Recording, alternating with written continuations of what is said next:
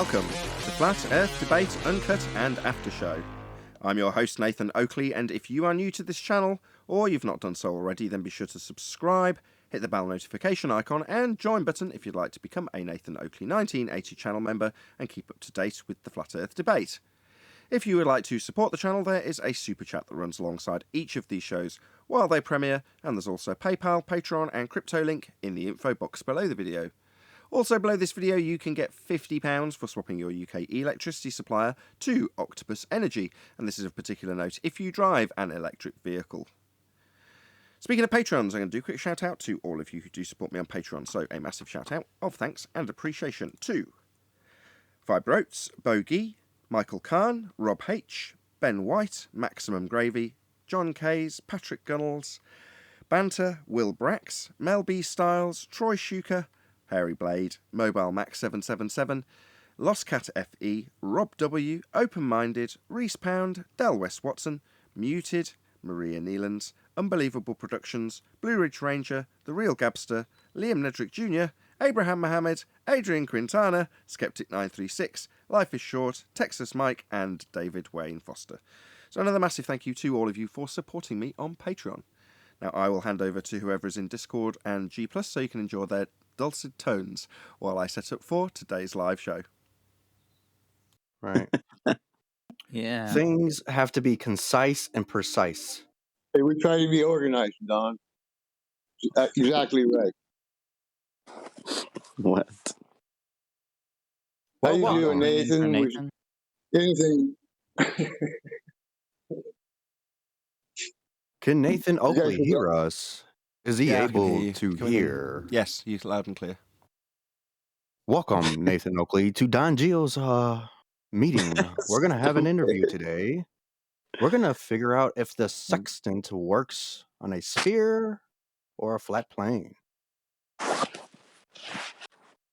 Things that will hit more than The sextant doesn't work, according to Nick, because it doesn't produce any cyclical energy. Ah, So it doesn't do any work on either model. Oh, plus models of That's- reification. that was funny. Because I said that 3 times. Now 4. Did you miss it? You know when, Did you get you know it? when people get really sleepy and then they're delirious? Yes. That's what it sounds like. Very much so. Sounds like delirium's kicking in. With me? No, man. I'm only getting about a few hours of sleep.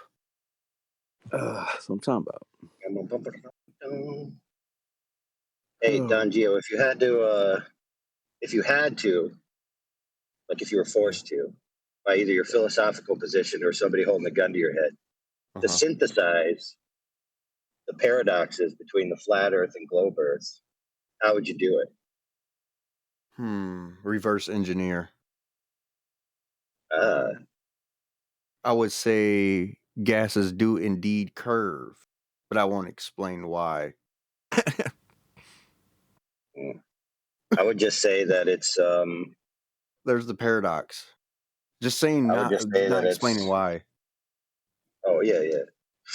So you would just restate it rather than come up with a synthetic explanation.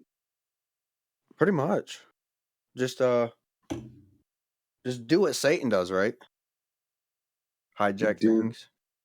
Let's I mean, see. just he just hijacks stuff, doesn't he? Absolutely. Yeah. DASD. But you notice the trend? So it's DASD. Do as Satan does, right? That's what you're saying? There you go. Yeah. Oh boy, Get a bumper sticker and make those. DASD. that's funny. That is funny. It's Well, horrible. if you're listening to True Loon, Don, he basically said, from an interior observation within the universe, Yeah. right, from your subjective point of view, you can't obviously see the entire universe, whatever it is. Right. Therefore, it's always from a subjective point of view. And Yeah. if I could show you math, right, that works on any subjective point of view, Right. then you really are just picking one over the other philosophically. But if you were forced to say all these subjective point of views are indeed reality and all real at the same time, how could you balance that? Well, the only way you could balance that is to say hold on. Let that Don answer. individual reality is rendered. Hello. Do you want to Go rather ahead. than asking and answering? Wouldn't it be more amusing if Don answered? Yes, it would. Maybe. Maybe. He would Clearly have to not. repeat that all over again because he kind of lost me. Yeah, I was going to say he hasn't been paying attention, Citation Police, so you're going to have to ask and answer your own question anyway, so I'm really sorry to interrupt. Exactly. That's why I was doing it. Poor show Don. Should be keeping up. But this we actually seen this coming 5 years ago when all these arguments started coming out. Well, actually, that's why I was going to ask Nathan. That's why I joined. What did you think of Truelon or Truelon? His claim. Oh, yeah, it's great. I've turned that into. Finish what I'm saying. Yes, it was great, and I've turned it into 3 videos so far. Even though I'm feeling like crap today, I've spent a significant period of ever since I got up, editing that down into 3 videos. One of which has already been semi-published as a premiering stream with a trailer, so you can go and check that out now. And it was very eye-opening. It's so useful to have these things discussed in conversation in that regard. So we're detailing how all of the different models that he's detailing, according to him, start with the spherical Earth. And we're pointing out that no, you start with a celestial sphere and a flat plane to get to your globe to then derive all of these different models. So you can say, well, it can be whatever you like. No, it can't, because all of them started with flat Earth elevation angle measurements. Therefore, all of them are derived from a flat plane. Well, that was only divulged, gone over, however you want to describe it, because that glober came in and showed us all of his models that he said you could model Earth anyway. Off a sphere, wrong. Off flat Earth elevation angles. So very useful. Trimmed it down to lots of videos. Nice. Hostile witness. You got to bring them in sometimes, right? Well, the best bit, which is what ended up being the trailer, was Brian. So Brian went through a super concise summary of angle to Polaris measurement off a flat plane and laboured it with the guy. And it was so good that I used that, a couple of, stuttery stammers aside. It was excellent. So I used that as the trailer. That's on the 3-minute part of the premiering stream. If you go and look at it now before it premieres on Saturday, it's just Brian going through his description for the guy of how you need a flat plane to measure elevation angles to Polaris. That was excellent by Brian. It was. Yeah, I was in awe when I was editing editing it. I really was going, wow, Brian, this is awesome. I must use this as the trailer. Yeah, me too. I'm like, wow, hoping. he's really hitting it. Yeah, I was hoping you were going to upload that. I was like looking for it. I kept looking over and over. I was like, dang, where is the show for this? I was like, where is it at? Well, the show itself has been published on my second channel. It's the one that's got a weird looking up and downy kind of crazy shape on the thumbnail. And I think the title is It All Must Be Flat, or It All Starts Flat, or something like that. That's the mainstream. But that has been published yesterday on the second channel. Let me tell you something about Brian. If you don't interrupt him and nobody says a word, he gets some really deep stuff out, and it's perfect. So stop interrupting him. What's your problem? Right. So I learned it. I talked to him. So I try not to, when Brian's talking, I just try to listen, because if you interrupt him, you will throw him off. Yeah, he goes nuts. Now, obviously, if I knew Brian better, because I don't know Brian that well, I mean, I'm well acquainted with him, but I wouldn't call him a mate. No offence to you, Brian, I just don't know you well enough. But by the same token, if he was, that's the kind of thing that you could poke at. A bit like with Arwin, who I definitely do consider a mate because I've met him and known him a long time.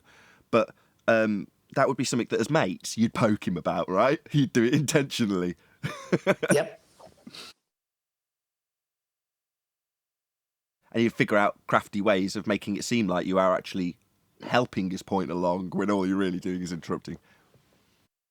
No, you could listen. You could poke at Brian. Just, you got to know when he's got a really serious point that he wants to get out. So I've learned how to get through that, and I know when I could hit him and when just leave him alone. He's getting through something here.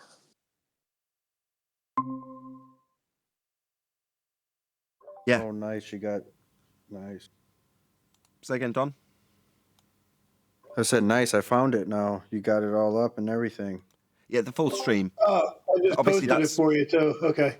Well, it's several hours nice. long, so you might want to sit through several hours of it. But I have trimmed it down to the main bulk of it is a 25-minute video, and then obviously as you're editing this stuff, you get more concise as you edit it. So it's useful to sort of start with a 25-minute chunk from 3 hours, and then go back and concisely get that down to 9 minutes, which is what I've done, and then concisely trim out a trailer, which is 3 minutes. Obviously, that is progressive in terms of how it's done, but I doubt many people listening to this will say, oh, yeah, I'll sit through a 3-hour video. But they might well sit through a 25-minute video or a 9-minute video, or at the very least the intro to the premiering stream, which is out on Saturday. Right. I remember when I stumbled upon you and QE, I used to listen to your guys' show while just laying down in the background. So, yeah, there might be some that will sit back and listen to it. But, yeah, chop it up. But the hostile witnesses, somebody that's a Glober and making that such claim, I had to bring him in the show. Good job. And I knew you said Glober, and Owen said, no, he's not a Glober. I know when he's definitely First of all, a Glober. you didn't even have to introduce him as a Glober. I would have pinned that sucker right out. Now, Nathan, on the other hand, he's getting a little sloppy. 0 for 2. Now, you sound like Nathan's your mate. I already gave this excuse. So it's because I've got a bit, is it apathy, a bit less of it? Just not sharp enough, Nathan. It's not sharp. What happened to the word lazy? Why care? Yeah, but that's it. Why care? So when people start talking, I honestly no longer assess whether or not they're a Globie or not immediately, as I used to. As time progresses, people start discussing it. I'm like, oh, well, he's a reasonable guy, so obviously not a Glober, because that's the only consideration I've given it at that point. Now you're like, no, I heard him say globe in a certain tone. Well, I've kind of stopped doing that, if I'm honest, because I care a bit I can't less. help it. Yeah, I don't kind of blame you, actually, but it's just his stance. He said he's still a Glober. He still thinks it is such, so that's pretty much where I go from there. And he's perfectly entitled to. Everybody's entitled to their globe belief. One of the only times I've been conciliatory with Tim Osman was when he confessed that his globe belief was just that. I'm like, good for you. Everyone's entitled to their belief. I agree. 100%. If you want a belief, yeah, you're entitled to it. If you want the truth, then, you'll step away from your belief. Well, you'll need a flat plane for that, if the truth that you're talking about is in relation to the surface of Earth. Elevation angles prove it's flat, and you'll need them to derive any model of Earth from there on. If you get real strict with the word, no one could say you're really on the ball anymore. Boom, boom. So, John, you got a mention, or you got your bit in that particular clip. So when he's describing the starting point of a sphere Earth, you step in and go, that's not what you did. You started with a flat plane. Epic. It was a really good show. Yeah, that's part of the cognitive. Go ahead. Yeah, part of the cognitive relief that people get from exercising this, and this happens, we've seen this happen since this began when they have a contradictory position where they're arguing whether it's knowledge or belief, is they want to get you as well to concede that what you have is a belief. So it's like, okay, we both have beliefs, and therefore it's equal between us. So you have your flat Earth belief, I have my globe Earth belief, we're all just believing around here, now everything's cool. Yeah, it's and a if they stalemate. can at least posit that idea in their own mind, right? If their own mind believes that proposition, they can then just be like, okay, everything's cool, nothing to see here, I'm fine. Yeah. Well, the thing is, when he came in and stated that, the math doesn't prove the Earth to be a globe, that right there is just, what a hostile witness. That's all I got to say. No, that's a man on the fence, but that's a man who's gone from globe belief to build up a little fence that says you can't prove it in any way, shape or form. He's come here to say, well, really, guys, you can't prove it either way. All of the models can be derived from a sphere model. And we've gone, no, to get your elevation angles to Polaris, to derive your 60 nautical miles or whatever it is, that took elevation angles off a flat plane. And when you depict it, you show a flat plane at the centre of a celestial sphere and call it the globe. Well, it isn't, because the measurements are coming from the centre of that depiction. Now, you might call it the centre of a solid rock, but in reality, it's just a flat plane looking up at a perspective view of the stars. And the perspective view you're getting is on a flat plane. Must be to measure any elevation angles. So it's game over. They've got nothing. Their model started with a flat plane. Yeah, that's like saying I could build walls, a ceiling, and everything, but I don't need the floor. And I could do it without the floor. I could just put my walls up, my ceiling up, everything will be okay. I don't need a floor. And by the way, Charles is looking for friends, Nathan. He's in your chat, desperately seeking friends. I think he's seeking 10th man out. Actually, as you're talking, I loaded a screenshot of yesterday. So go to Master B and pull up the screenshot, Nathan. That's funny. Just as you were talking. Okay, so Well, here's the thing. I've been Hang asking on, some Globers. Hang on. All right, so yesterday's show, I just happened to have some time and jumped on, and Neil was there, a few others were there, and Flat Earth Math was there. So this is just part of the conversation. So he says here, Flat Earth Math, 10th man, a bubble sextant doesn't assume any shape of the Earth. It simply measures angle of elevation from a horizontal, regardless of Earth shape. You scroll down to T. Brown. T. Brown goes, see, Charles, just conceded again that the baseline from the observer to the GP is a horizontal plane. And then I respond, flat baseline has no business on the globe, except that's the only way a sextant can work to achieve an angle 90 degrees. Bye-bye, globe. You keep losing, FEM. Charles? I mean, yeah, it's describing not needing a shape to measure an elevation angle off a flat plane with horizontal. No, you don't need a shape, but you do definitely need a flat aspect to do that. You don't have to convert that flat aspect and angle measurement into any model and any shape, but you will definitely be doing that with an R value that you need, Charles, and you lie about. Meanwhile, we're measuring the elevation angle as you detail off a flat plane. No shape required, no globe required.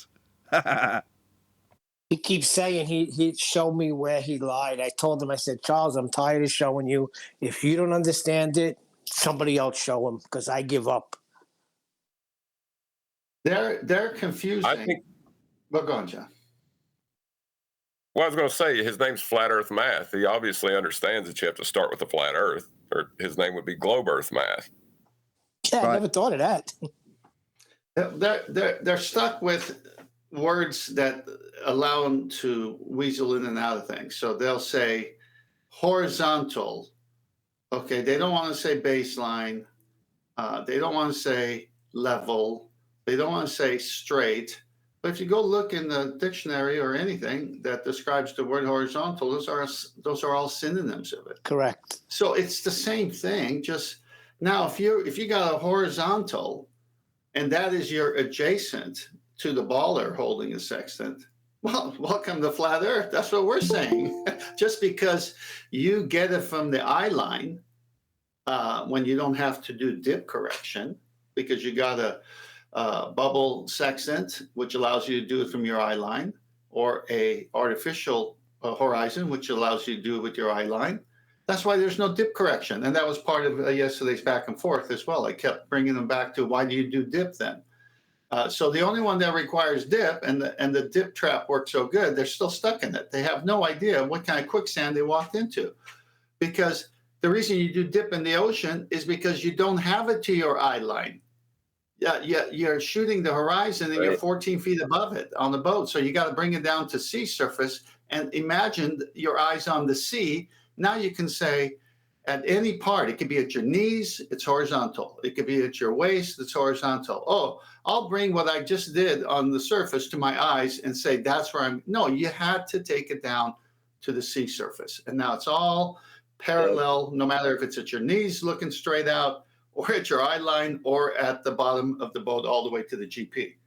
And by the way, Absolutely. a triangle, a right triangle, has 3 vertices. It's got to be straight.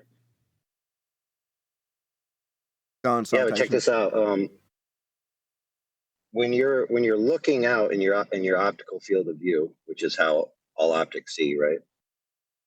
The horizontal in your periphery, which is left to right, okay, you could see that as like a horizontal line or a straight line, however you want to describe it. But on the z-axis and the y-axis, which is into the distance and elevation, right? But the z and the y-axis render in all optics as the same axis. So if you're above horizontal, you'd have to have an angle downward to reach any intersection on the horizon, right? Because you're above it.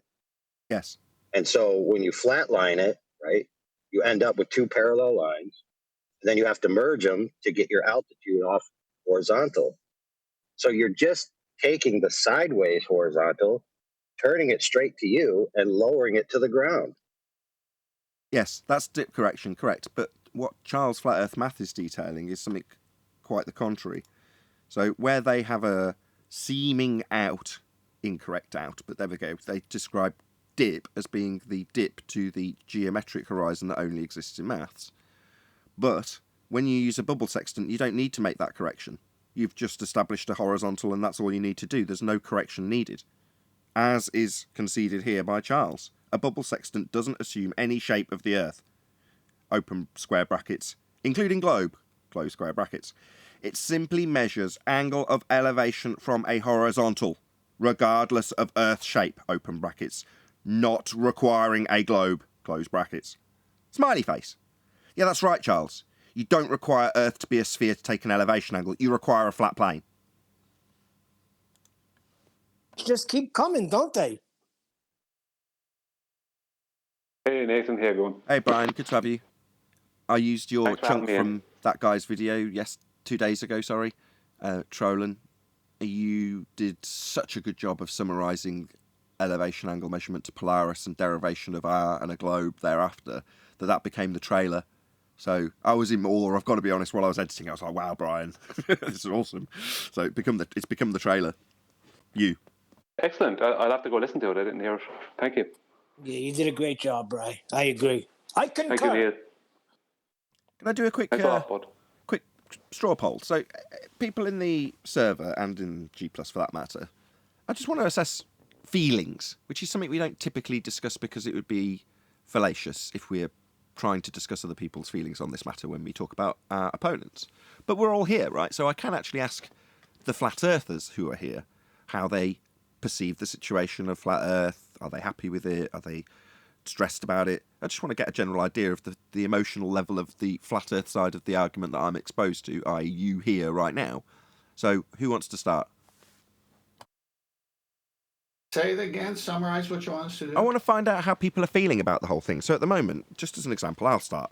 I feel very confident about the position I'm in terms of the assessment of the nature of the world that we're in. Therefore, I'm not stressed about it. I'm not concerned about any arguments coming up that are going to throw me off. There's nothing that I'm worried about. As a result, I'm actually pretty laid back and calm and cool. Although, for dramatic effect, that's not necessarily the perceived case on the show. But you know what I'm getting at. It really doesn't bother me. Once the show ends, I don't give Flat Earth much more thought. So, I'm cool. Now, I know our opponents aren't, which is why I want to rub this in their faces, presuming that everyone's of a similar opinion to me, which is, I'm cool about it. No stress. I'm good. Flat Earth's ace. Okay, I'll start. I feel like I got off the... Oh, sorry. Go on, Ted. No, go on, John. I'll go after you. Okay. I go after. So, Ted, Well, me and Brian was kind of talking about this yesterday. Okay, you, then Brian, then me. Go. Yeah, so John, then Brian, No, then 10th, then anybody from Discord. So go ahead, John. No, it's John 10th, then me. Get about poor little old Neil. That hurt my feelings, Brian. Okay, let's try that again. In no particular order, other than the very specific order I'm going to lay out now.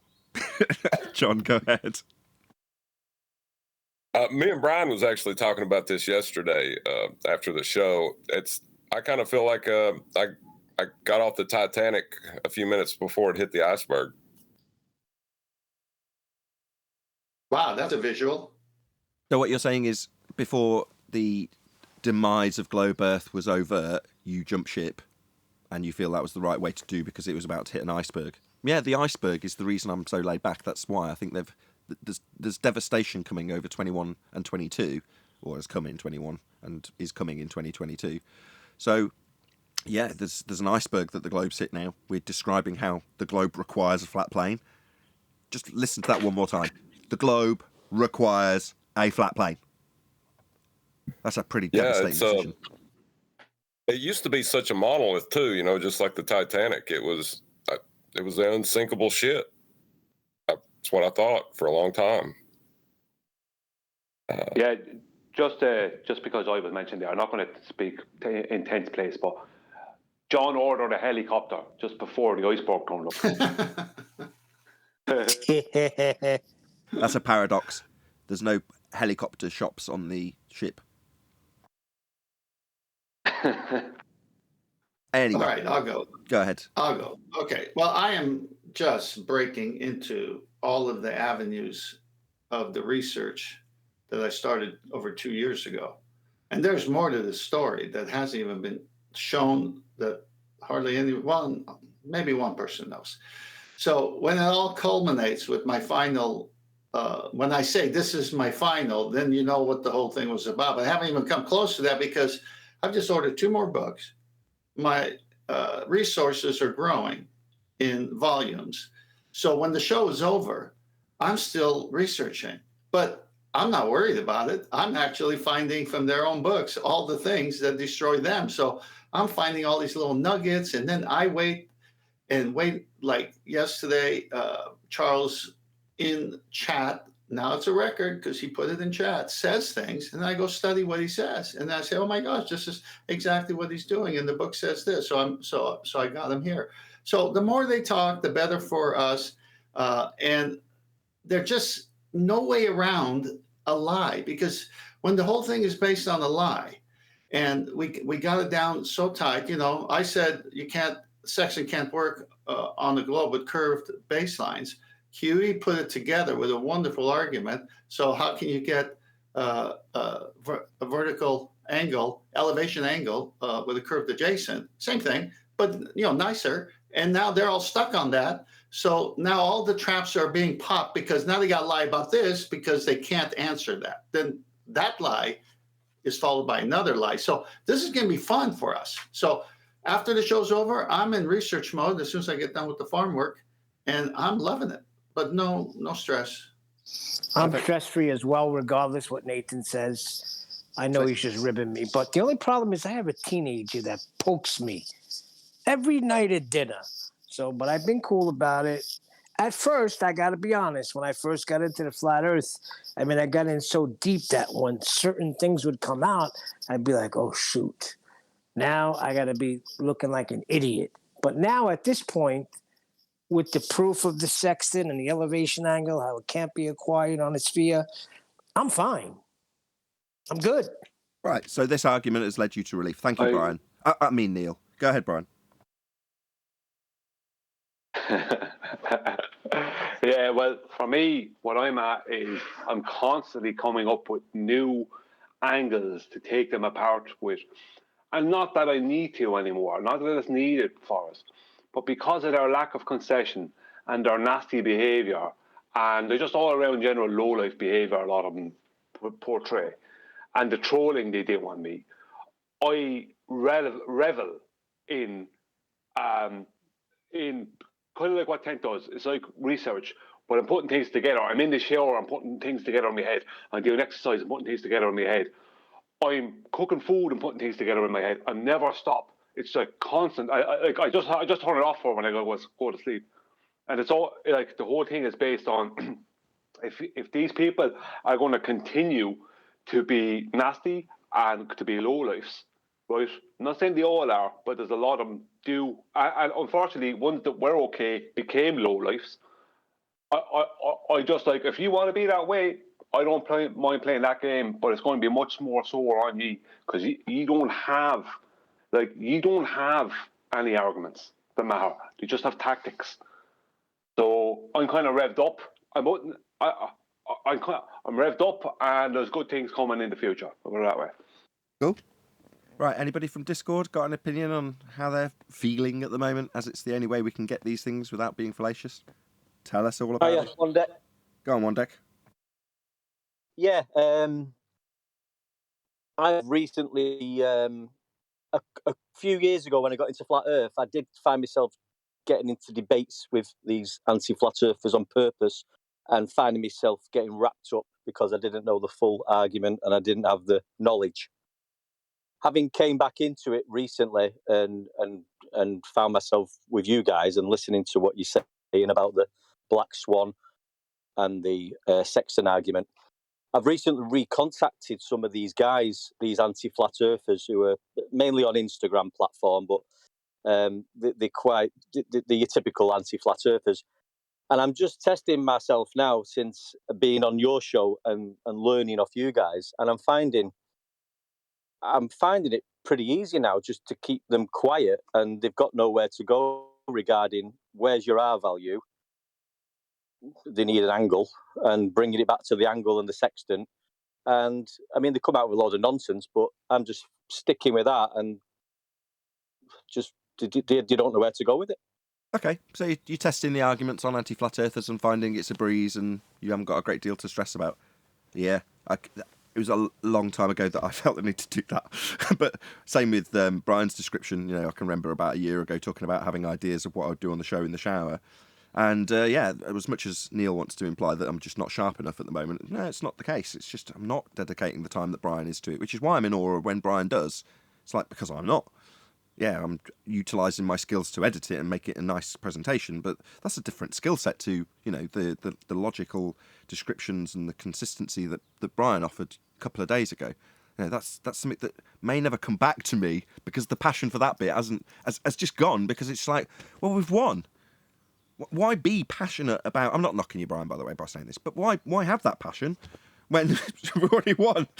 But if it wasn't for Brian's passion, I wouldn't have been able to trim out those 3 videos this morning and present it in such a concise way to an audience.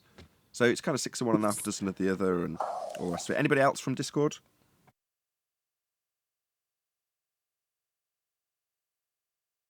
Going to keep hacking them up. What was that? Anybody else from Discord want to express their opinion in terms of their emotional mindset in regards to Flat Earth at the moment? Flat Earth one. Go on, one of you. Go on, Righteous. I just wanted to say Flat Earth one. I feel the same way as you, Nathan. I feel really stress-free. You know, prior to a lot of these arguments, you know, it was an argument, but the argument's over. They've got nothing left. We've destroyed them literally on every aspect of science and their belief system, and now we're we're ready for truth revealing. Cool. Go ahead, Righteous. Well, I was gonna say I was like you too. I'm not really looking into FE anymore either. I remember when I first started, I was like 247 looking at this stuff, but then I kind of wound it down pretty quick, and then I was just kind of relegated to like just sticking out with this crowd. And then after a while, even now, I'm just like, I don't know, I'm just relaxed. I'm focusing on other things more now. So yeah, but I still enjoy like what you guys are coming up with and listening. Cool. Anybody else? Don Gio? Yeah. Citation Police? Same. Go ahead, Citation. You should go first. All right. Yeah. Same here. I'm not into it as much anymore. I find magnetism, though, electrostatics, all the other stuff, a little more interesting, and God, seeking Bible truth and other stuff outside of it. But still listening, yeah, sure. Same thing what Righteous said at the end. Fair enough. So it's expanded out your horizons, metaphorically speaking, and your fascination with Flat Earth was keen and right up there, like whoever it was that discussed it a second ago, looking at it 24/7. But now it's like, well, there's other subjects, but it's still fascinating to hear the Globers get a pummeling, right? You know what?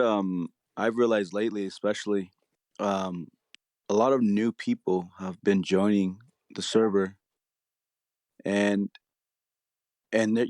they're even like a younger crowd, and it's just it kind of reminds me of how much, how many people are still though stuck on, you know, the indoctrination and the constant pushing of the ball, and they come on here and they like laugh, oh, you guys are flat earthers, like kind of like trolling, and on Discord at least, and it goes to show you, like, even though, you know, we come here every day together with the same people, so maybe we're a small group in comparison to how many younger, you know, the generation of them, there's thousands of them that still are stuck in that brainwashing. So maybe it's like more important, even though we're maybe getting more lax because we've, you know, been to the arguments over and over and over for the past few years, but it's still important to remember that to continue explanations and the defeat. You know, like you're saying, we won. You know, there's no longer an argument, but there still is an argument because there's many people that know nothing about any one of the arguments that we have shared here on Discord. You know what I'm saying? Oh, absolutely. So 7 years ago, I studied this subject and went, this is an evergreen topic. This will stick around for as long as the heliocentric system sticks around. How many people in the Western world believe in a heliocentric system? Well, pretty much all of them. So it's an evergreen subject as far as I'm concerned. Yeah, I totally agree. And Very after, true. remember, even after, Absolutely. it's going to be sticking around. All right, I'll go next. Go ahead. All right, so this idea that flat Earth won is only in the context of a particular argument. Hold on, you're breaking up. Citation, please. You're breaking up. Remember, You're breaking up. All right, let me take a quick turn, and then maybe citation is good by then. You know Okay. how long it took for like the Black Swan argument to get refined and refined? And now the sextant argument, I thought the sextant argument wouldn't be that long at all. And it's like going and going, and I'm actually still learning to my surprise. Like there's still, in 10th man, is like, this is like not even close to being over. And that made me realize, I'm like, oh my goodness, like if there's that much depth in just like this, I think about like the depth in other things in this life that people are just looking at the surface level. And what I have in particular in mind that I wanted to lead to is like things like God's word. I mean, that's like an entire book. And people just skim the surface of it and they think they got it all figured out and they just move on with their lives. If I can So comment that's to kind of what I Righteous. wanted Well, to say. let's just try citation, please, next, because he was having mic issues. Can you just say hello, citation, to see if it's okay? Hello. Yes, perfect. Go ahead. Yeah, so I was just saying, like, the idea that the other guy commented that flat Earth is won is only in the context of a particular argument. They didn't win a victory over the whole social climate. You know, just like in the Matrix, Neo was described by Morpheus that everyone who's in the system serves the system because they rely on the system, and they're always the enemy. And the system is just a representation, a simulation.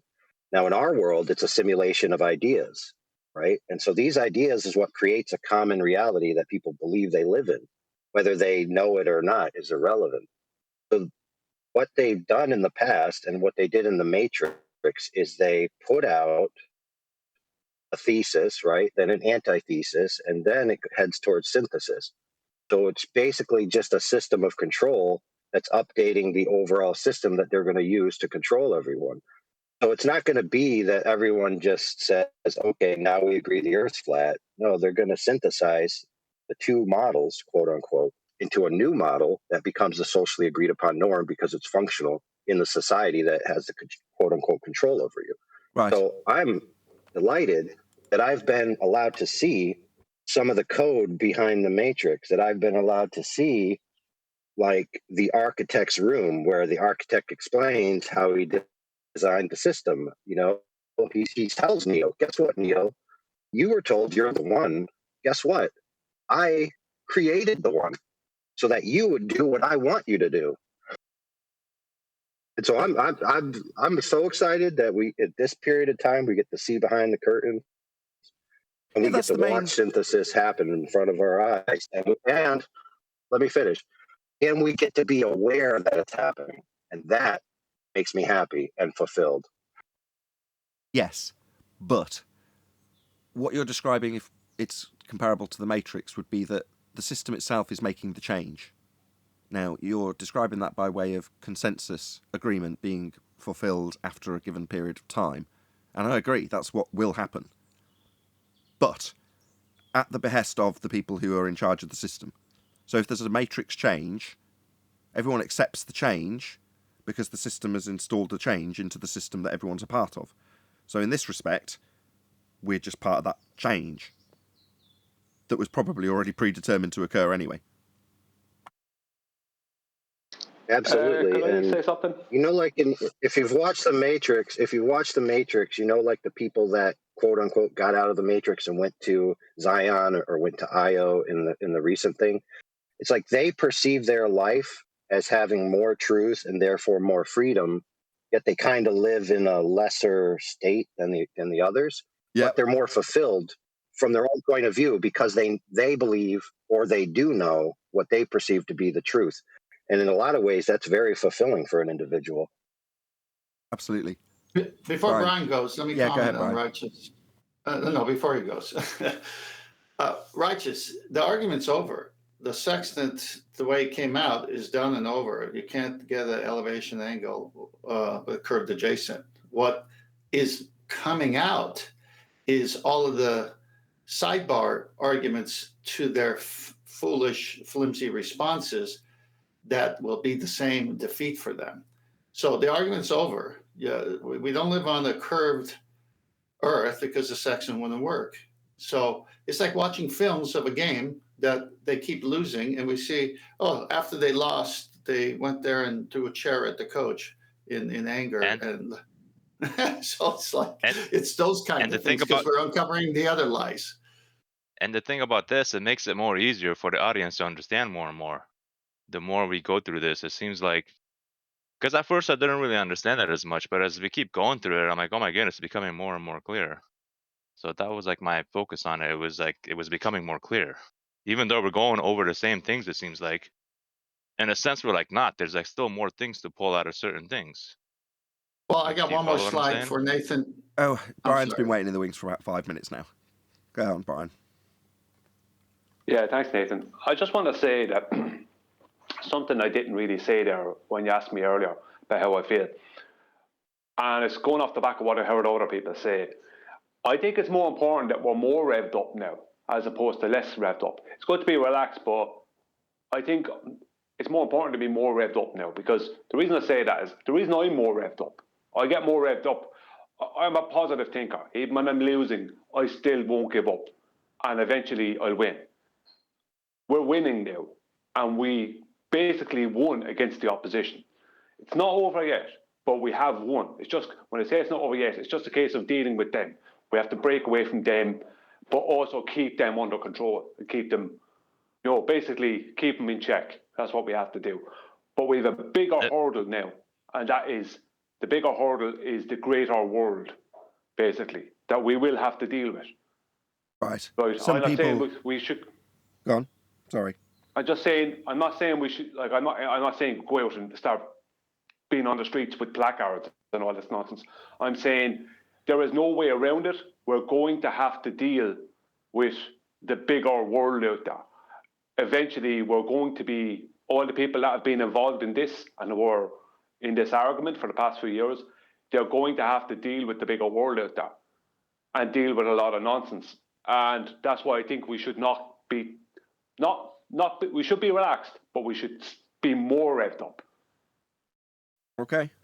Go on, Righteous. And I was just basically to continue my thing with the 10th. Like, you know how recently Father of a Stolen Child said, you're going to need a flat plane for R? And Nathan's always like, wow, we're getting this faster and faster and faster. That's kind of like what ties in with what I was talking to a little bit. Like, it's becoming, the more clear it becomes, the more you're able to, like, slice it so many more other ways. Or I don't know. I'll just leave it at that. No, we're saying. I think you're Hold on, Neil. Hold on. No. Hold on. So I've got your slide up 10th. We've only got a couple of minutes. Did you want to go through the slide? Yeah, it's a real simple slide. Righteous, I was agreeing with you. I'm just saying all those side arguments is where we're at now. So, yeah, we're on the same page. All right, so this is another slide from yesterday's back and forth. Neil says at the top, he ain't getting the 10th. And then Science Work says, T. Brown, no, that would be making a line from the observer to GP. We can't make a triangle. It breaks the sextant. And then T. Brown says, easy victory. And then here comes Charles. Thanks for the reply. But that's the biggest confusion with celestial navigation. Sighting the sextant is only towards the azimuth of the GP, not the actual GP. And then I write, horizontal is level, straight and flat. You lose again and again. Now you're just needing intention. But break down his words. Thanks for the reply. But that's the biggest confusion with celestial navigation. I didn't know there was any confusion. Sighting the sextant is only towards the azimuth of the GP, not the actual GP. Well, that's interesting, because if you don't have the vertical angle first, you don't have the complementary zenith to zenith distance. So this is so bad of a response that he's saying that the GP from the sun to the observer cannot be known. Can I say something real quick? Or Nathan's starting the show. Yeah, make it quick. All right, listen, they're misunderstanding what you said. You're relaxed in that there's not going to be any proof of a ball coming out anytime soon. That's where we're relaxed at. Right, I agree.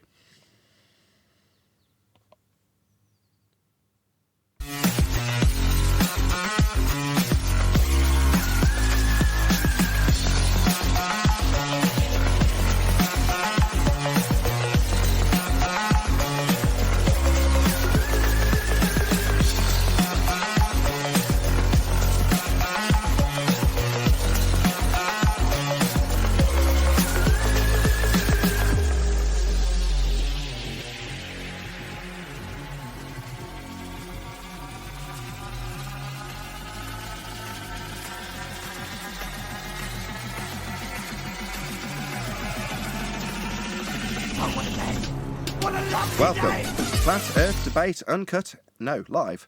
I'm your host Nathan Oakley, and if you are new to this channel or you've not done so already, then be sure to subscribe, hit the bell notification icon and join button if you'd like to become a Nathan Oakley 1980 channel member and keep up to date with the Flat Earth Debate. If you would like to support the channel, there is a super chat that runs alongside each of these shows while they are live, and there's also a PayPal, Patreon and crypto link in the info box below the video. Also below this video you can get £50 for swapping your UK electricity supplier to Octopus Energy, and this is of particular note if you drive an electric vehicle. Most importantly, if you'd like to join the discussion, simply mute the page you are currently watching, then click the link in the info box below the video to join the panel and express your views on the nature of Earth. If you do join, please don't swear. If you do, you'll be ejected, and if you are, please don't try to rejoin the stream using sock accounts. You'll be warmly welcome back on the next stream. Please also share the show on social media. Sharing the show obviously increases the live audience, but this in turn increases the chances of a more diverse panel, so please share the show on Facebook and Twitter. One last time, if you're new to the channel or you've not done so already, then be sure to subscribe, hit the bell notification icon and join button to keep up to date with the Flat Earth Debate. Now we are joined by 10th Man, Neil, Refracted Curvature, Brian's Logic, the Adam Meakin, and a whole bunch of people in Discord, so welcome one and all. Greetings, everyone. Hello, everyone. Hello. Hey, good afternoon. Good afternoon. So we've all been enjoying a really nice little love-in the pre-show, for those of you who watch it after the fact, discussing our feelings and emotions. It's all been very, what's the word?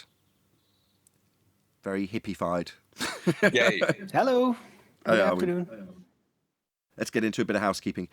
Any evidence that you can have an elevation angle acquired from a curved adjacent?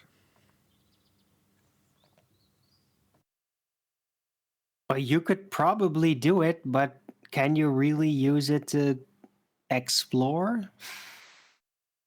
No, probably you could do it. It's impossible. No, you couldn't. Yeah, right, Adam. Go ahead, sorry. It's geometry statement. Angles are formed with straight lines. You can't form an angle with a curved line. Computer says no, if you remember. Yeah, Baldwin, you're going to have to give up on this one. This is never going to be an argument that you adopt and adapt into something that can concisely rumpus this point. That's never going to happen. Yeah, but I'm only basically moving towards you within the argument because terrestrial refraction already fixes it because it makes it optically flat, which is really what you need. But you could still make an angle. It's just going to sit against the globe, so you're not going to be able to really use it for exploration or anything. Yeah, that's the same exact thing. Adam, do you want to just repeat what you said again? Geometry requires two straight lines to form an angle. Whatever you're going to do with that curve on, and whichever point on that curve you're going to assume, you're not able to generate an angle. The only way you can generate an angle is to draw another straight line from it to the point on the arbitrary point on the curve you've decided represents something. You want to give it a third go? Yeah. You're going to give it a third go, Arwin? I think that's just all poppycock. I think it's possible. That would be a hand wave dismissal fallacy. You just don't understand. That would be an ad hominem fallacy. You just keep on naming fallacies. It doesn't prove anything. What? It proves you're using fallacious reasoning. No, he didn't know what to say back. Got you. Oh, We- okay. It's a violation of the definition of angle to use a curved adjacent. That's the point, right? Yeah, the clue's in the title.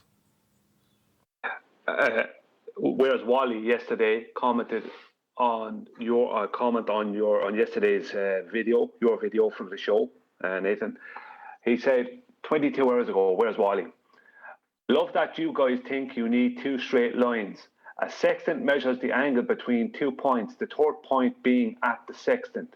No flat surfaces in all capitals needed. And earlier on, I asked him, like, I didn't even look to see if he replied because it didn't matter. I said, so what's the horizon mirror for? And what's dip and height of y correction? You know, it's like, no, why would you be, what's the point of the sextant then? What is the point of anything you're doing? It's like his whole comment is like denying horizontal. Why do you subtract from 90 then? Oh, hold on. Yeah. Before you get to subtracting from 90. So, in the first sentence, correct me if I'm wrong, I've only heard you say it just now, but you said when measuring an angle. That was the first part. Can you just read it again, that first bit, please? Yeah. He just gives us his words. Love, he just starts off with that word, love. Love that you guys think you need two straight lines. That's his first line. And then a sextant measures the angle between 2 points. Perfect. Stop. Yeah. A sextant measures the angle. So he loves the fact that we think you need straight lines, and then he goes on to describe an angle. What is an angle?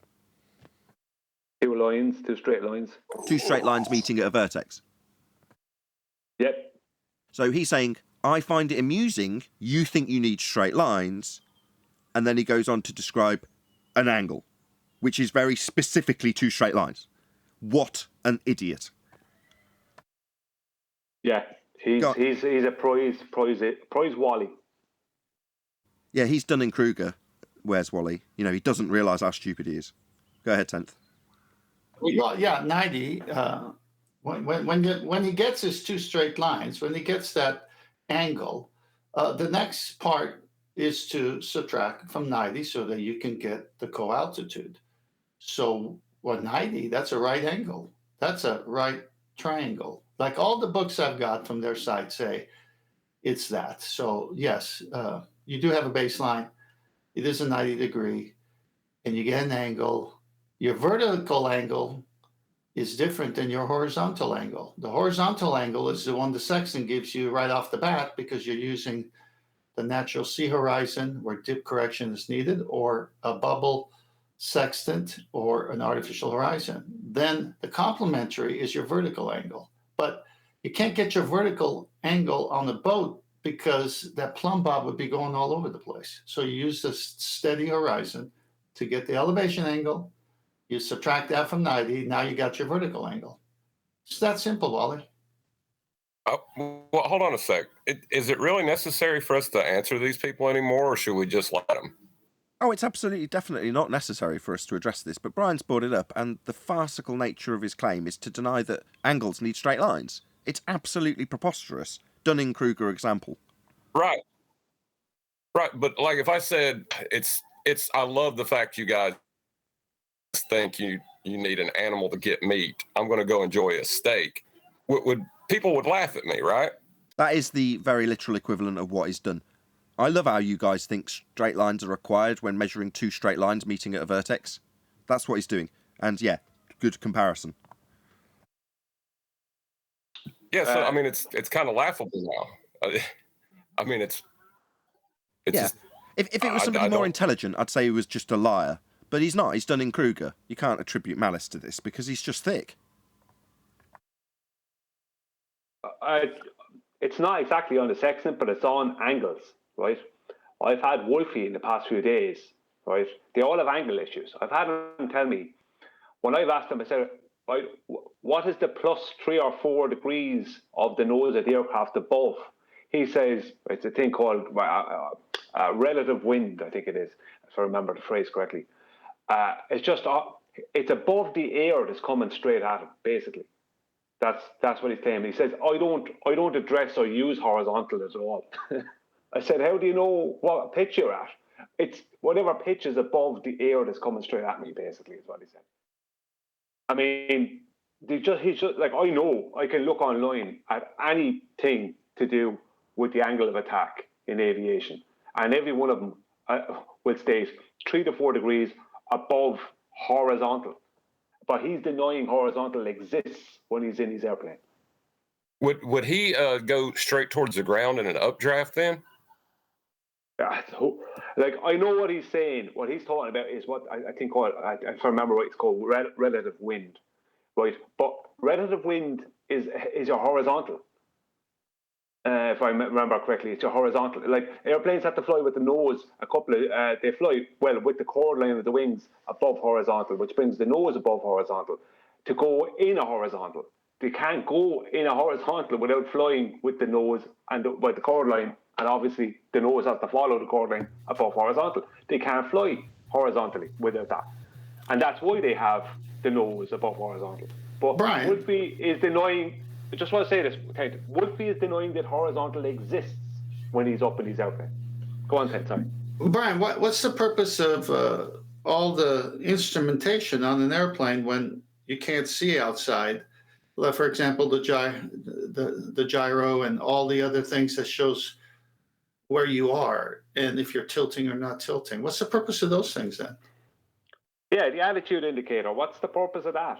I mean, does that not reference horizontal? I mean, what's the purpose of anything? I mean, if you're going to pretend that horizontal doesn't exist when you're in your airplane, what is the purpose of anything? You may as well turn off, get rid of all of them. Put tape over them so you can't see them. What's the point of any of these things? Well, we got a big problem there because in an airplane with a bubble section, you're getting horizontal. And they're saying to the pilot, keep the plane steady while I do this. And the navigator has to do it over 2 minutes because the plane is bobbing a little bit. And over 2 minutes, they get, I think it's every 10 seconds, it takes a reading. And then they culminate all those readings and get the average because the plane can be hitting rough air. But that's all about horizontal. So if they can get a sextant with a bubble to be horizontal, you mean the plane isn't? Yeah, but this is the thing. You may as well just stop looking at your instrumentation altogether. What's the point? If you're going to pretend horizontal doesn't exist, then you just playing with a deck of cards that you just threw up in the air, like. Well, that's the whole. How can you do that? Well, that's the whole point of the sextant in an airplane. It's some of them have a vertical bubble and then also the horizontal bubble, so that you can get them all lined up, so that you have your 90 basically. I mean, it's so stupid. Yeah, and right. Didn't Charles? Sorry, John, just 1 second. Didn't Charles flat out Matt? Didn't I hear that he agreed that just creates a horizontal, and it's a bubble level, so it's high level and horizontal. According to Charles, are now the same thing. Yeah. But they all need to have a conversation with each other, a massive group conversation, because none of them can get in line with the person next to them. Well, this is what I was saying. What happens when your argument falls apart? Yeah, John, and that's what we were talking in the pre-show when Wright just brought up the back and forth he and I had with Nathan, and that's the sextant killed them, and now they're lying about how a sextant works, and that's the arguments are on that, and they're just being made to look foolish. I mean, now they say you can't have a horizontal in the airplane, but on Earth they don't want you to have dip correction to the horizon, so they say no, it's really the horizontal angle on Earth. Well, which is it?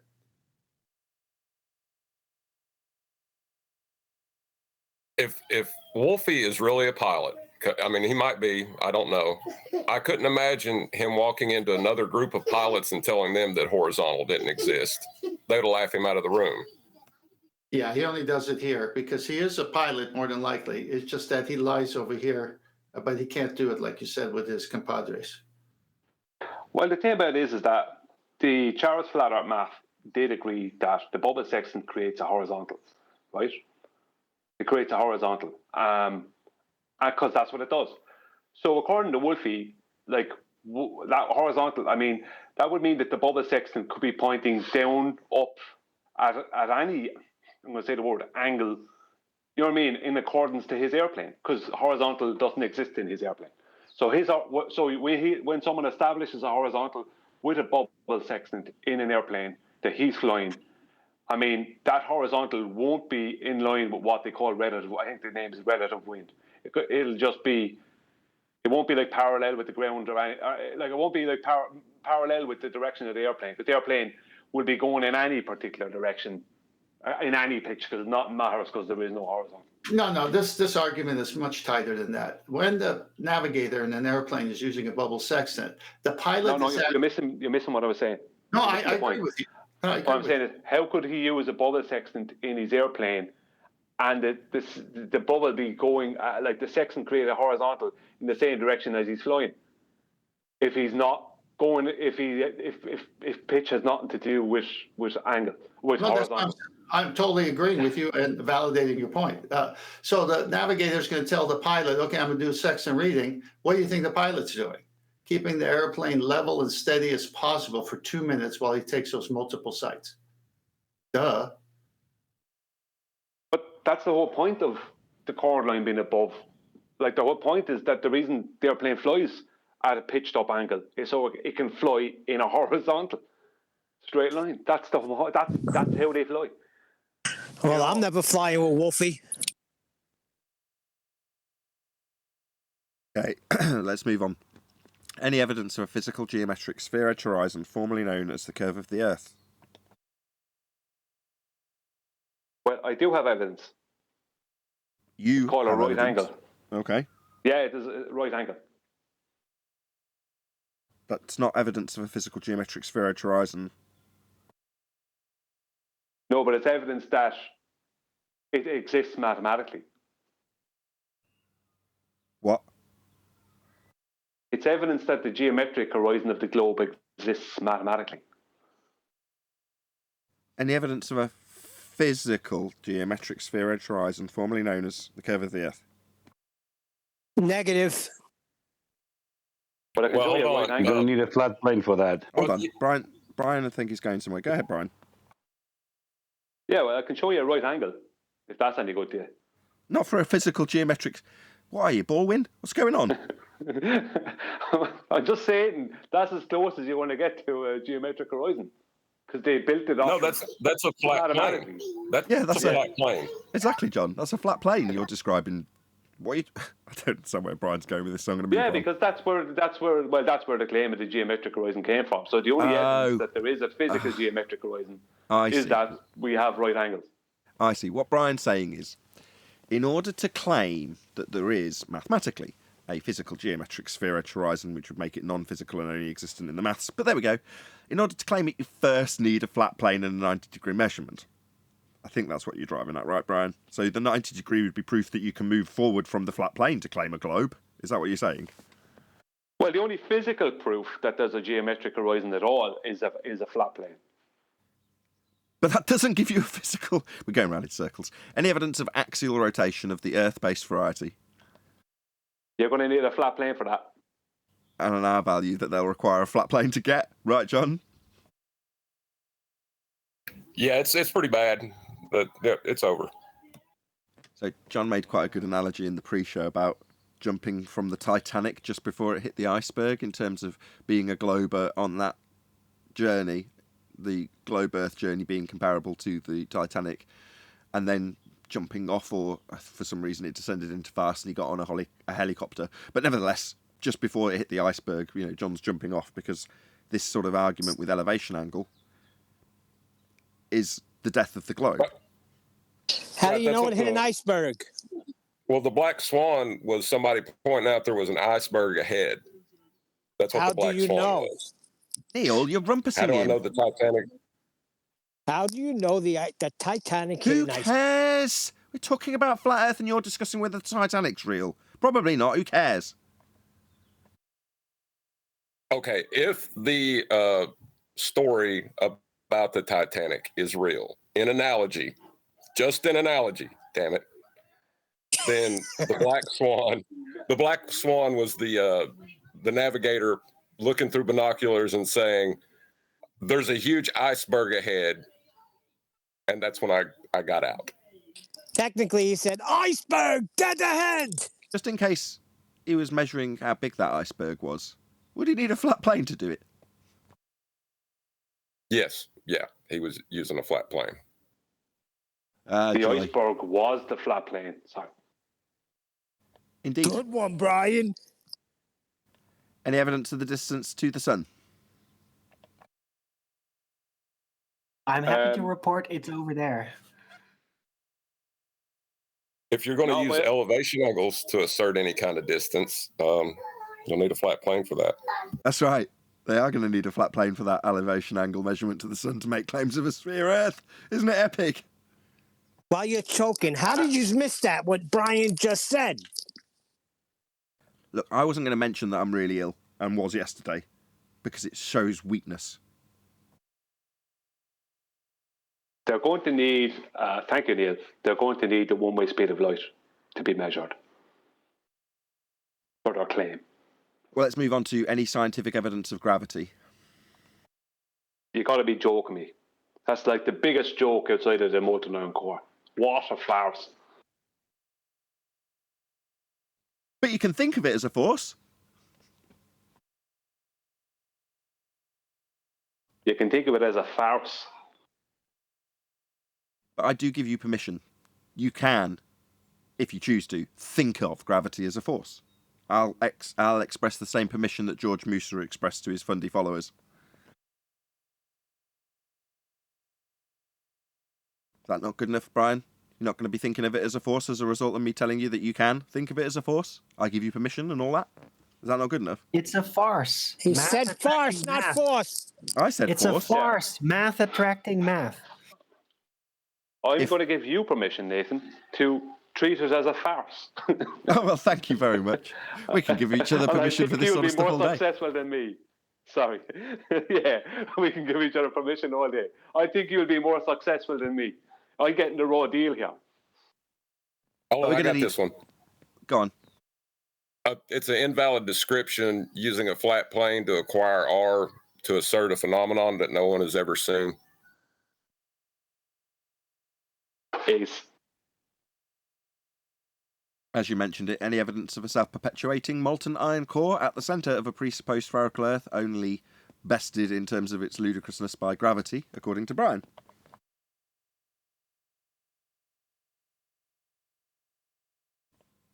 Is ludicrousness actually a word? It should be. No? No takers on the molten iron core? It amazes Well, me, you're really. going to need a flat. You're going to need a flat plane because you're going to need to have an R value and all this sort of stuff. That all requires elevation angles and a flat plane and Polaris and all that. GP. If you're going to say ludicrous, then you know it's a wrap. Boom. And Nathan, you can give people permission to say the word ludicrousness. Oh, you can think about it as being ludicrousness. Well, that's great. Yeah. How did it get there? One more time. Was it George? Elbow? How did it get there? How did what get where? The molten. It didn't. You know, the only reference that we see at the moment, Elbow, to the centre of Earth is when they draw a flat plane so that they can derive celestial spheres and move angle measurements that are taken on that flat plane depicted at the centre of a sphere to the outside edge of the celestial sphere they've hijacked when measuring elevation angles off a flat plane. So they don't have a centre of Earth with a molten iron core. They have a centre of Earth that's a flat plane with a celestial sphere above it and angle measurements that need a flat plane to get them. I think he was wanting to hear the story. I actually know how it got there to answer his question. Oh, you're talking about Thea. So do I. Oh, you want to talk about Thea? Go ahead. No, I'll explain it. Okay, so how it works is you take a piece of paper, you put it into a printer machine, then you print a graphic onto that, and the graphic shows that there's a molten iron core in the graphic. There's the answer. No. So what they do is they tell you a little story along with that graphic, which is of a fledgling Earth smaller than the one we currently exist on in the heliocentric model. So snuggle down for this wonderful little story that they made up themselves, because on a imminent trajectory for impact was a planet called Thea. and that planet smashed into Earth at a glancing blow, depositing its molten iron core into what then became Earth. The debris then coalesced to form our moon. That's why you get wood. Well, let's not go there. Anyway, get wood from moon landings landing in Antarctica. Anyway, that aside, that's their story. The backstory is a planet in the heliocentric model that would require a flat Earth to make the assertion of the model in the first instance, smashed into Earth, depositing its molten iron core, allowing them to actually have an extended time period for the cooling, which would have taken place on Earth had they not come up with this ad hoc explanation for Theia smashing into Earth, making the core bigger. There you go.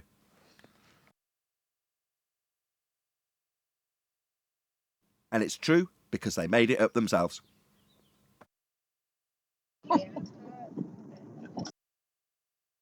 And yeah, you could bring out a children's book of globe tales. Yeah, I should have brought a blanket and a hot cocoa so I can fall asleep. One more time, Elbow. You're really unclear. I should have brought in a blanket and hot cocoa. A blanket and cocoa. Right, for the heliocentric story time about their religion. Yeah, it's just a religious story. It's a fable. That's all it is. It's just a story to go along with the religion. Well, that religion required a flat plane to derive it. Just so you know. Any evidence you can have gas pressure without the necessary antecedent of a container to press upon, for all the fundies who believe the sky is a vacuum called space. Well, that claim isn't relying on R, but it would require a container. I don't know if you're right there, because it's got sphere-shaped air in it, right? As part of the... No, that's only after you make the assertion of atmosphere. So you're saying the sky vacuum doesn't require the assertion of atmosphere? Okay, fair enough. No, you need a container to have gas pressure. But when they say that the atmosphere is containing the gas, that's when they would need an R value. I see. Yeah, correct. Well, they do state that gravity is what's containing the gas and making a pressure gradient. So gravity would require an R value and would require a flat plane. So the only evidence for what they're saying is a right angle. Can you remind us why gravity would require a flat plane, please, Brian? Well, you need a flat plane to create the globe's R value, and gravity requires that R value. Force of gravity definitely requires it. Both of them do. So does Einstein. Go on, sorry. I was going to just say both gravities require a radius. You get to calculate mass of Earth.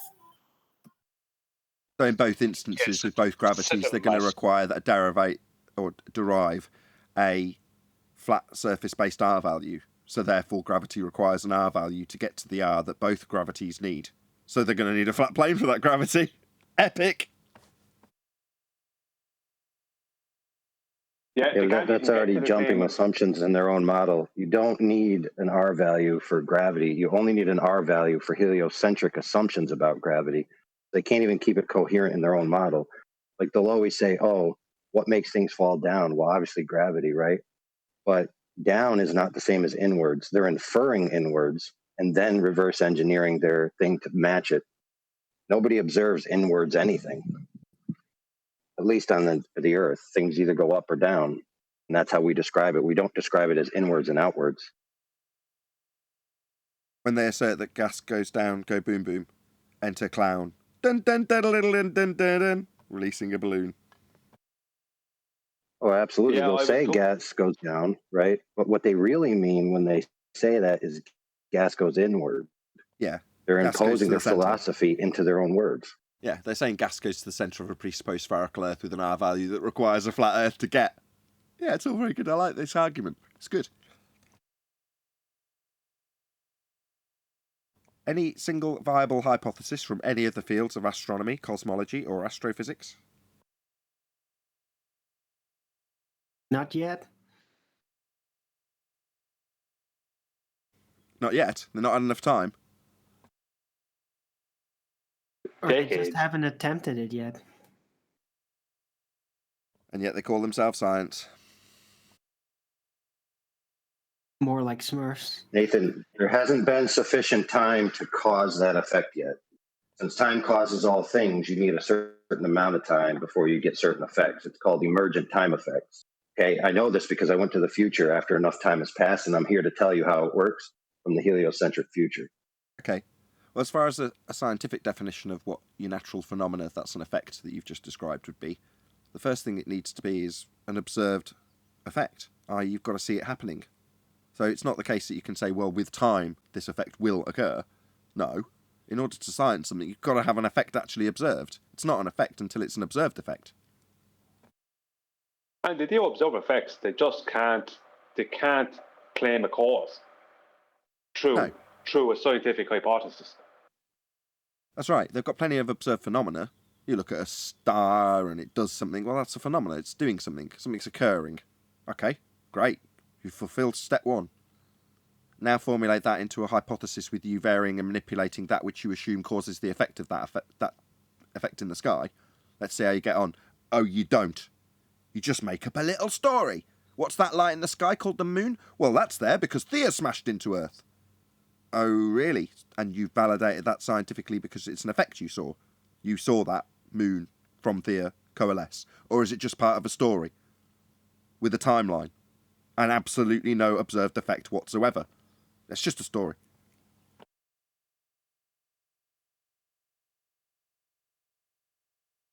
Any evidence of the R value, Earth radius, as we've talked about it so much? Only mathematical evidence. Mathematical evidence that require a flat plane to get it? Yeah. Don't sound so gloomy, Baldwin.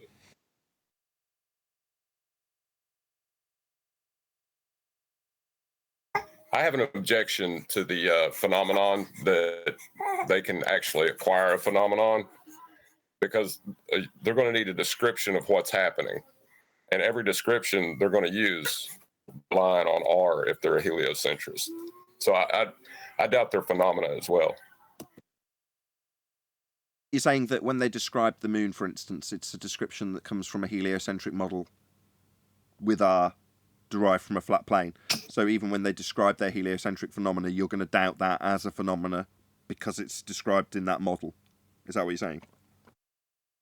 No, a phenomenon is something happening. The moon isn't technically a phenomenon. It would have to be doing something to be a phenomenon. And they will require R to describe it within their model.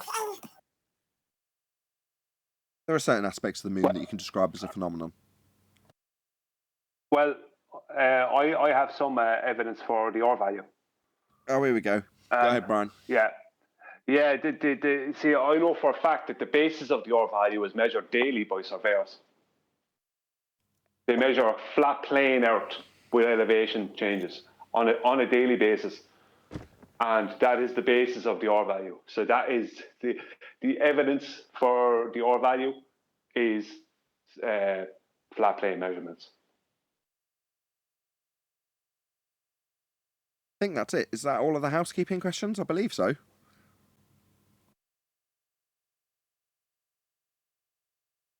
Did we cover everything? Yes, Nathan, we definitely covered everything. I've been following along. Brilliant. Well, we finally got to them. It seems like we never finished them for a while. Well, I think that's it. I think that concludes the housekeeping. Thank you very much. It's becoming more concise though, Nathan, isn't it? That's why, now that we're after kind of getting through so much of the sextant argument and we're after getting through so much of our model, now everything is just going, flat plane. For most of it, we can just say, rather than saying you're going to need R for that, you're going to need a flat plane for that.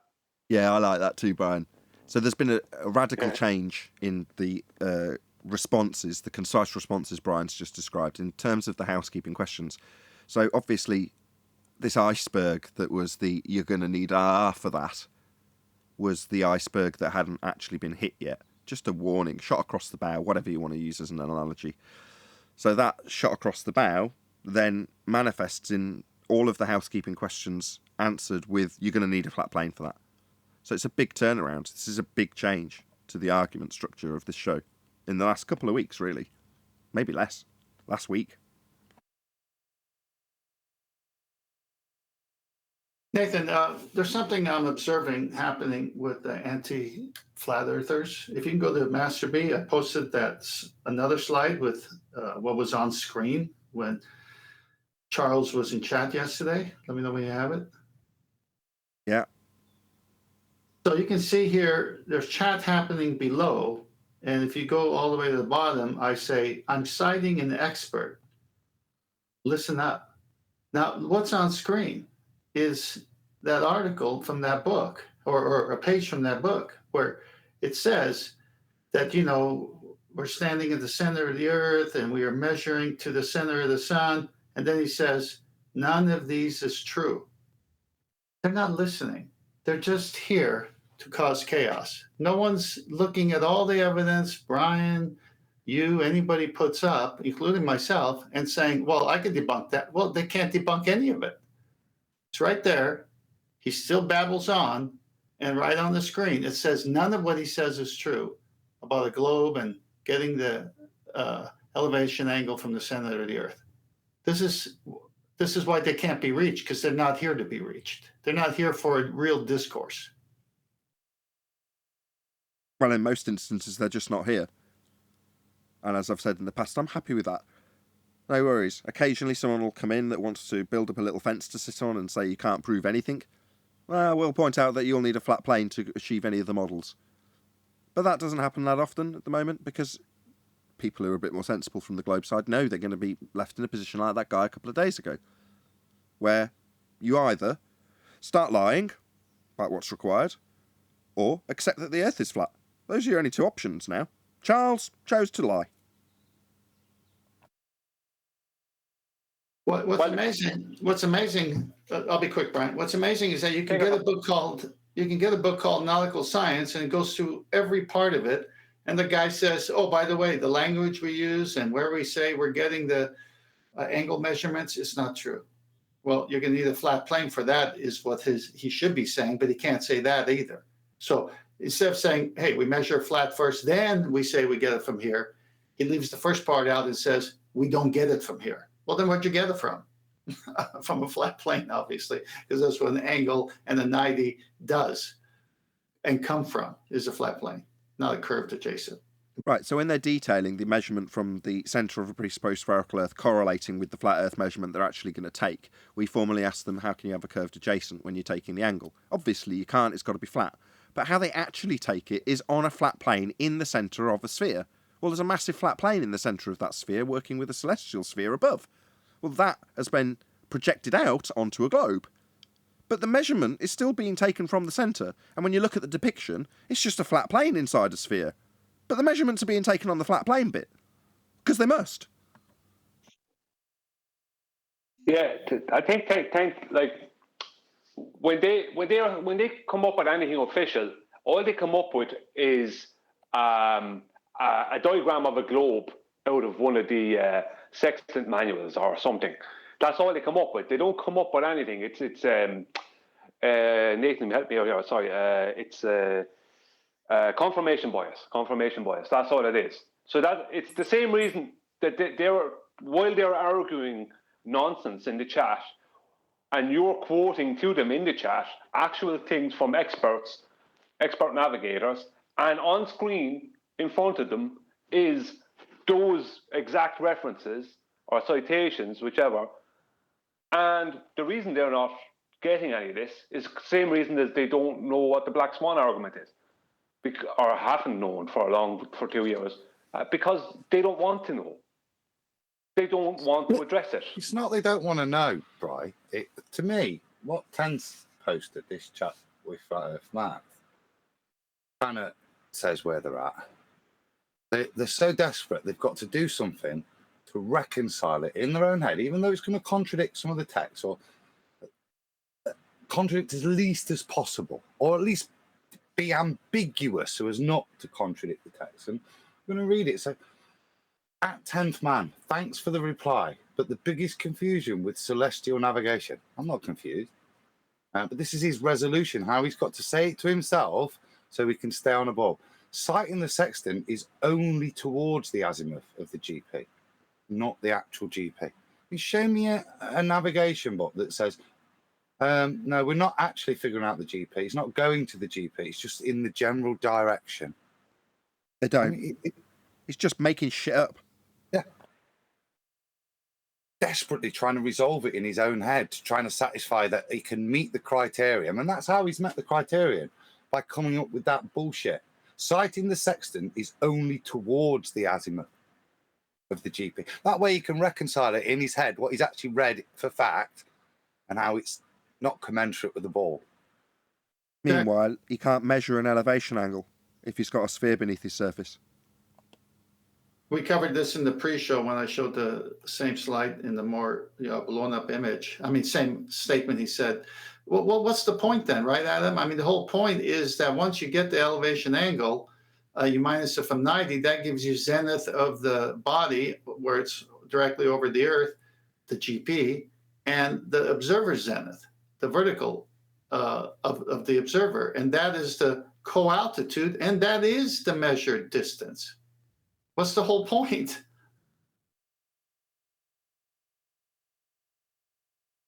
Well, what's going on with them? Sorry, thank you. Well, it gets worse. I'll post another slide. But so the whole point is, you get the elevation angle first, right? You get the zenith distance, and then from the north, you do the azimuth for the compass bearing, so that you know where you are based on the compass, as well as distance from the GP of that sun or star position to where you are. Somewhere on that circle, you get a second one, you get a fix, you're one of two spots. That's when you're triangulating. Go on, Brian, I'm going to post another slide. Yeah, I think we're missing something here.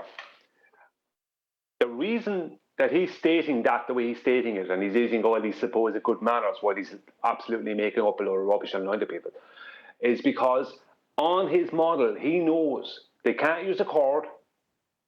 So that means the GP doesn't work. They need a horizontal baseline. So the GP doesn't work on their model.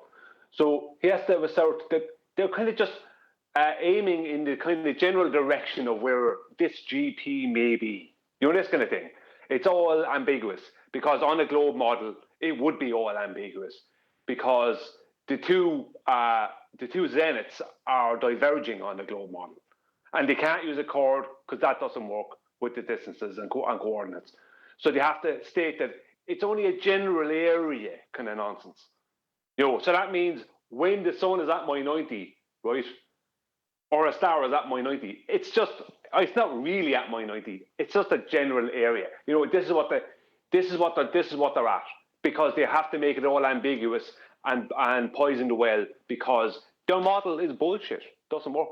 But it's not ambiguous. We've got cited documentation. That's what 10th Man's saying. While the documentation is on screen, he's making it up as he goes along in the chat. Yeah, but I'm saying he has to make it ambiguous. In reality, it's not. But he's making it ambiguous because his model is ambiguous, and the only way for it to even work in an imagination type way on his model is to use ambiguity. That's the only way. Well, yes, that's true. But by the same token, they're always working from the centre of that presupposed spherical Earth on the flat plane. So they're going to need a flat plane regardless. So his description, convoluted or designed to confuse or obfuscate, whatever his motivation is, it doesn't change the fact that it's easily cited. 10th Man's given us plenty. And it's never the case that you're going to actually do anything other than if you're on a globe and you think this is a citation that's come from the centre of a presupposed spherical Earth, you're still working on a flat plane when you take an elevation angle. So it's always going to require a flat plane. Yeah, but on their model, it only works by accident, according to what he's saying. Yeah, but he's just made that up. Yeah, because he's a total liar. Yes, he's a complete bullshitter. Hold on a sec. You got to have sympathy for him. I mean, he's in a position where he has to concede the argument before he can enter into the argument. I have no sympathy. No sympathy for Hold on. liars. Just go through that before Adam does. John, can you explain what you mean when you say he's got to concede the argument before he can enter into it? Right. The celestial sphere is relying on a flat plane, so he has to accept the flat plane before he can assert the sphere. It's a painful position if you believe you live on a sphere. It is. Go ahead, Adam. Oh, it was just that as simple as that. I do not in the slightest feel sorry for anyone that's coming here and lying. I feel sorry for somebody who comes here and is told certain facts and is shattered and destroyed and distraught by that prospect. I would have sympathy for somebody like that if they're engaging honestly, but I have no sympathy for liars. People are defrauding other people, lying to other people, deceiving them. He's looking for friends, Adam. Come on, give him a break. Regardless of what he's doing, Neil, he's lying. He's going around lying about what's being achieved because he can't reconcile his globe model without a flat plane first being accepted. That's John's point. So what's he got to do? Well, he's got to lie. That's what I've said. I'll keep saying it. They've got two choices with this argument. Accept a flat Earth because you will require one in order to make your globe model, or lie. Charles has decided to lie. It's bullshit his way around it. Yes, I know this, but he's looking for friends. Well, that's my point. He has to lie. It's pathetic. I feel pity for him. I can't help. What he's looking for is for people, because he did ask you, Neil, and Tent, didn't he, to come over to his channel for a conversation. So you can have this very social and mannerly conversation where he talks absolute total and utter crap, and he gets away with it on his own channel, and you're supposed to be all mannerly and sit there and not see through his crap and not call him out on it, and just have this big mannerly conversation that goes absolutely nowhere about nothing. Correct, but we would wind up turning into Nathan at that point. So however it turned out when Nathan was on, that's how it would turn out with me and Tent on. But I would never go there. You desire me? I'm on Flat Earth Debate Daily. Yeah, but with Charles, he holds himself up in high esteem because he's a respected teacher. Teachers are respected. Well, that's because you rely on them to be honest. Well, that's disgusting. You know, when I say I hope he has his tongue ripped out in hell, I mean it.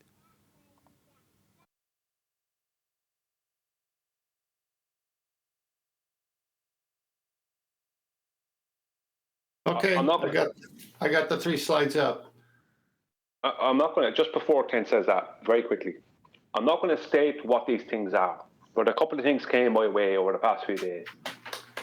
And it absolutely sickens me that certain things are being withheld from the general public, and on purpose by very big institutions who know they're withholding them.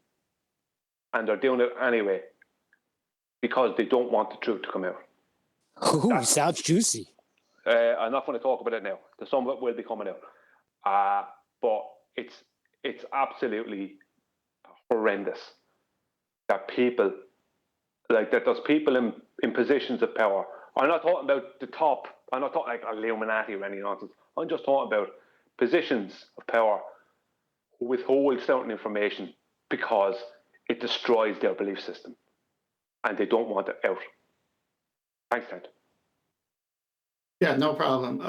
Adam, it'd be good for you to comment as well here. So it started here yesterday in chat. 10th man, agreed. Sextant is a visual angle measuring device. Absolutely. Well, I mean, this is almost redundant. Like, how am I going to use it if I can't see, right? I mean, visual angle measuring. I mean, it's not Stevie Wonder or Ray Charles using it, right? So, of course, it's a visual angle measuring device. That's so funny. So I wrote, Flat Earth Math, why take dip correction then? And then I put, you just lost Flat Earth Math. And then, because there was some silence there for a little bit. And then he responds, because the visible horizon is below the astronomical horizon, AKA eye level, all right? Sextants can also be used with tray of oil, artificial horizon, no dip correction needed there. Did he not watch my show when I did it with Mitchell in Australia? We went through this. Adam was on the show. So this thing here where he's talking about AKA eye level, that's exactly right. And the reason you do dip with the natural horizon is to get eye level with sea level so that you can have as true a 90 as you can get.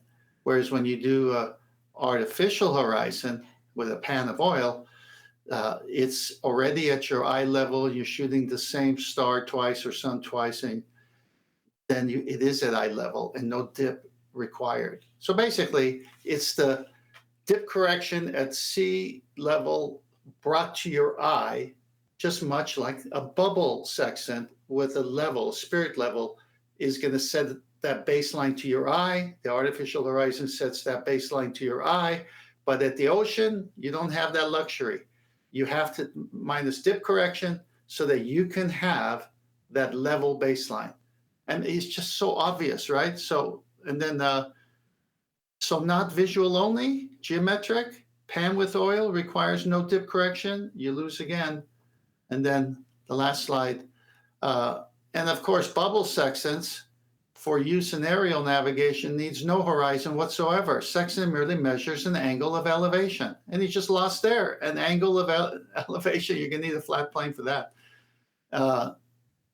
Let's see, go to him again. Using the tray of oil is useful when you can't see the horizon, yet the sextant provides a visual angle measurement, divide by 2 to get the angle of elevation. And then I wrote, bubble sextant works like a spirit level, also requires no dip correction. You keep losing. So you see what they're doing is they're ignoring everything in their own books that describes why you must take dip at the natural sea horizon and why you don't take dip when it's artificial or the bubble, because you already have a baseline flat at your eye level. That's the horizontal, synonymous to straight, synonymous to the baseline. But in the ocean, you can't do that. So you have to minus dip to get from your height 14 feet above the boat to sea level, then you have it. Is this clear? So dip correction, when utilizing the horizon, is used in order to establish a flat horizontal baseline to measure an elevation angle from.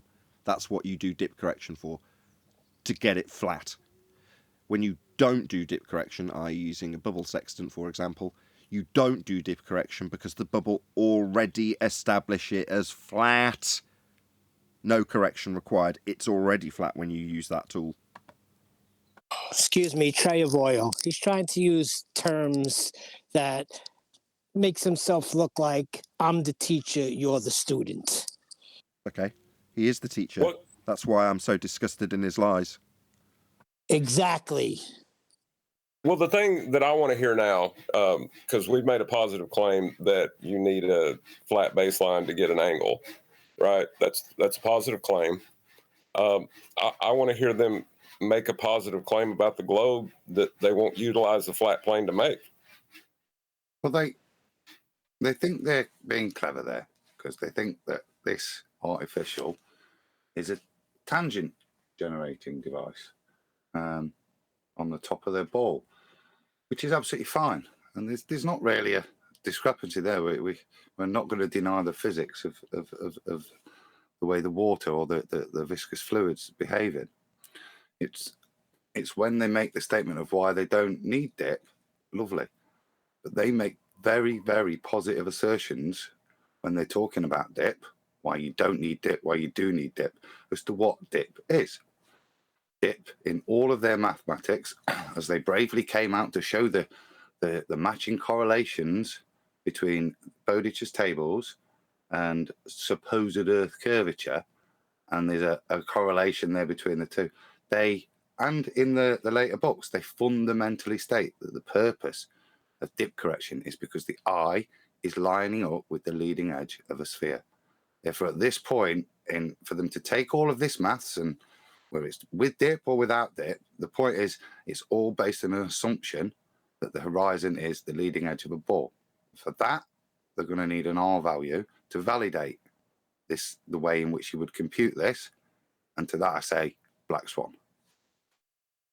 With dip corrections, my Doritos will taste better, says Al Junkie. Thank you very much for the super chat. I like that. Well said, Adam. Someone needs to tell Metabunk and the David Sextant Manual people and many others, because their geometric horizon is only in the maths. And Rumpus even states that. The actual horizon, as they state it as, is not mathematical. It's real.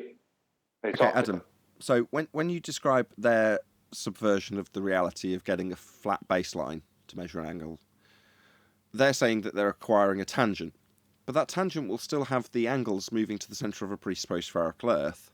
Therefore, you've still got a flat base in the middle of the sphere. Correct? Yeah. So it still needs a flat Earth, regardless of them saying, with a bit of obfuscation, that no, our molasses or whatever we're using to establish a artificial horizon is actually giving us a tangent plane to a sphere Earth with the angle moving to the plane we will draw out at the centre of that presupposed spherical Earth. It's like, no, that's actually the celestial sphere and a flat plane measuring it. The fact that you can depict the centre of a sphere with you standing on it to make an angle measurement and just say, well, you're not really standing on it. Well, that's where the angle's going to. And you've got an angle measuring device to get it. So where's the only acquirable point? Well, it's in the centre of your sphere Earth on a flat plane. That's what's being done. None of their angles, all of their Adam. stuff only exists, as Brian's saying, in the maths. It's not just the horizon that only exists in the maths. It's the angle in the way in which they're using it only exists in the maths because they've acquired it on the surface and they're then going to translocate it to the centre and use it there. It doesn't exist there. That place doesn't exist. Yeah? Well, it doesn't, and it does, because what they're saying is at the centre of a presupposed spherical Earth, when they describe a flat plane that will give you the angles, they're just transposing the celestial sphere onto the flat plane that the measurement comes from, and then saying that the celestial sphere is actually representation of the ground you're standing on. So once you've got your head around the fact that the flat plane in the centre of the sphere is where the angle actually comes from, you can say, well, that's where you're actually standing then. And where are you standing? On the surface. So this bit at the centre of the model is representative of the surface, and it's a flat plane. Yeah, because they cut it in half. They cut the globe right in half. Yeah. Because what they're actually doing, just what they're very quickly, and I'll leave you back in. What they're actually doing, it's subverting perspective and calling what they're seeing an arc. That's the start of their begging of the question. They're calling what they're seeing an arc, and by ignoring perspective. Go on, Adam. Oh, he's getting into it. Adam, you're off mute, by the way. You've presented. Oh, yeah. I'm just... Nathan makes a great point there. You see, that's exactly what they do. This is what you do. You take your readings on the surface, okay? And then what they do is, oh, look, that's no longer your sphere of vision with your celestial sphere to take your azimuths and that. That's now the center of the ball. And that's now the Earth. And that's why it's so easy for them to balance it in the head, because that's kind of what they allow your brain to work like that, as if that's what's happened. But in doing so, you see, you've gone to the center of the Earth, but look, still at the center of the Earth, how you have to calculate this angle. You have to generate a flat plane around the equator, look, chop the top of your ball off to take the angle, just like you're doing on the surface. You see, it's just optical trickery. It makes it look like it's from a ball, but it's not. This is a sphere of vision. And then they take it there, and as Nathan says, fundamentally, look, even if you take it to the center of that ball, you have to lock the top off to create a flat surface to generate the angle from. Exactly. Yeah. So it's working off a flat plane. So if you say, where am I measuring these angles when they work in this depiction? Well, I'm measuring the angles on the surface. And when they correlate to this depiction, the surface is this circle in the middle. That's what you're actually measuring. So forget all this crap around the outside. It makes no difference that they're claiming that's the ground, because the actual measurement is on this flat surface in the middle, because that's where the angles go to, the surface, and that's where you're measuring them. So this represents the surface. Nathan, 2 last slides before you round off the show, please. Adam, be keen to I have something quick to say, Kent, as well. Very quickly. How did they get their distances to the GP of Polaris to create their globe? Off a flat plane. Yeah.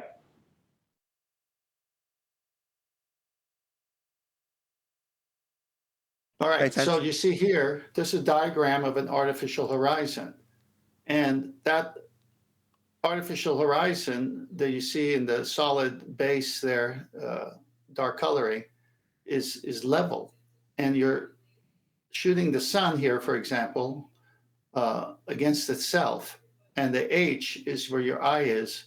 And so you're creating a horizontal level at your eye line. And you have to half the angle because you're shooting the same thing twice. Now go to the next picture. Was an artificial. Let me show this and you can comment. So next picture shows an artificial horizon of black glass. Got 3 knobs that you can make set level because it has a bubble level on it. Go ahead, Adam. It's pretty self-explanatory from here. Before you do, I'm just going to shout out Godzilla37 for the super chat with dipshit correction. I don't know what that means. The chat would be empty of ballers. Okay, thank you for the super chat. Go ahead, Adam. I think it's dipshit correction. Dipshit correction. Yes, yes. Good. Go ahead, Adam. It was first of all the slide that's up. I mean, that's what you're using to generate your locally flat plane. Not so much by the balancing really is to cope with the simple fact that you've only got a shallow tray. So you balance it, don't you? And then the way in which the fluid will behave will create a level surface for you to do off. But if you just go back to the previous slide. Adam, just remember, this one is not the one with the fluid. This is the black glass.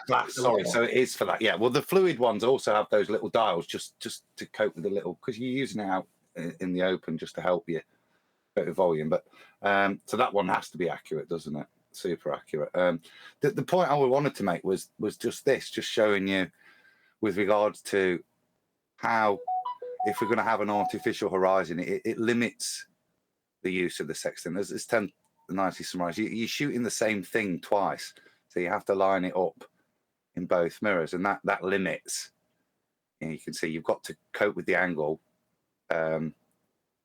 above and below your horizontal, so it limits the overall amount of angle that you can measure with your sextant. But that diagram just demonstrates it nice how you're measuring the same thing twice and why it halves your capacity of your sextant.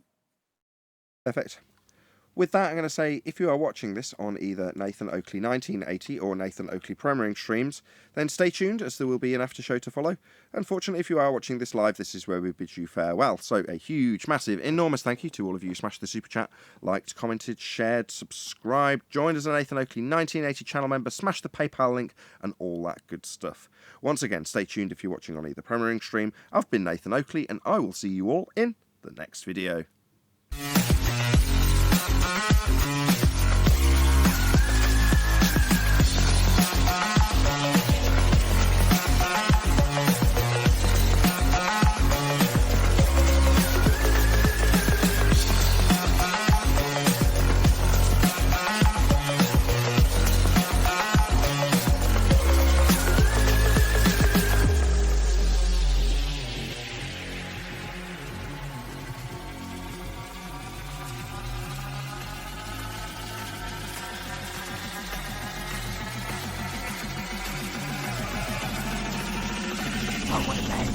What a lovely day!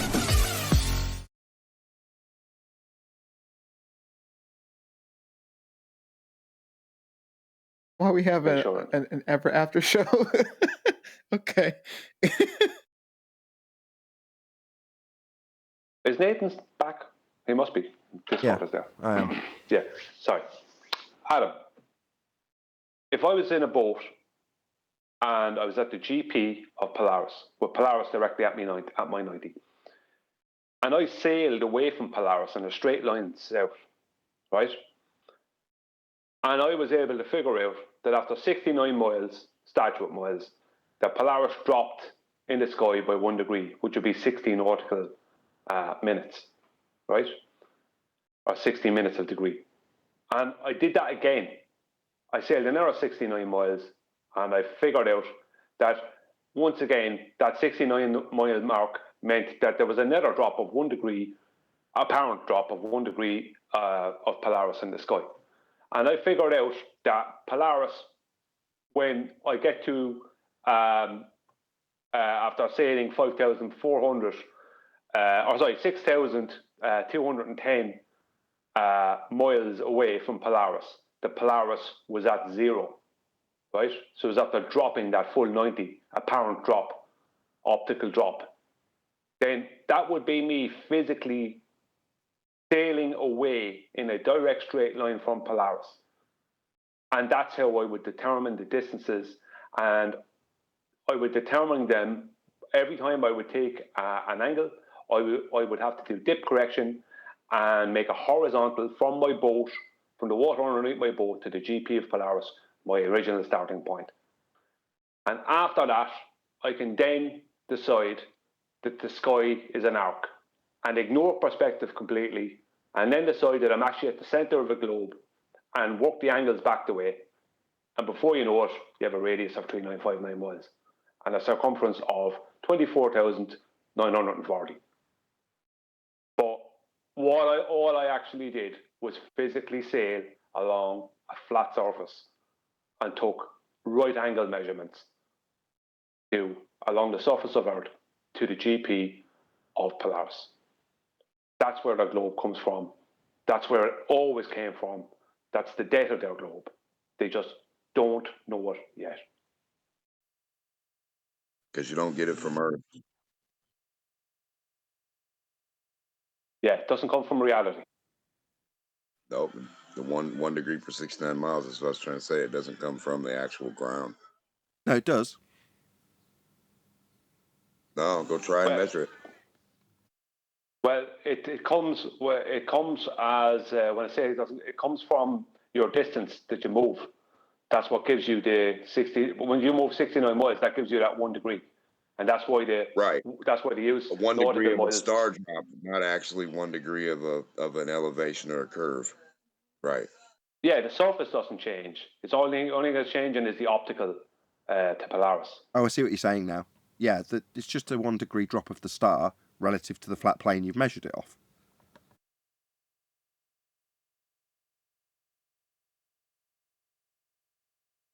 Yes.